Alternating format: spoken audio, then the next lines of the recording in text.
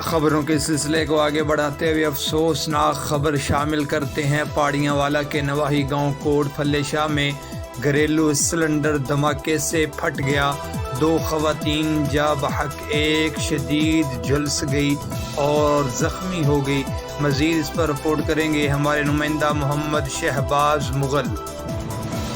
जी बिल्कुल, ये वाक़या फालिया के इलाका पड़न वाली में पेश आया, जहां खादिम हुसैन शाह के घर किचन में रखा सिलेंडर अचानक धमाके से फट गया, जिसकी ज़िद में आकर खादिम शाह की बेटी सईदा सलमा और जवान साल नवासी सईदा हाजिरा मौका पर जाँ बाग हो गई, जबकि बेटा शमजेद और बहू जुलूस कर शदीद ज़ख्मी हो गई। पता चलते ही थाना पड़न वाली पुलिस की भारी नफरी SHO अरशद जफराना की ज़ेर निगरानी मौका पर पहुँच गए और रेस्क्यू 1122 भी मौका पर मौजूद ज़ख्मियों को फौरी तौर पर फालिया से अजीज भट्टी शहीद अस्पताल गुजरात रेफर कर दिया। जी।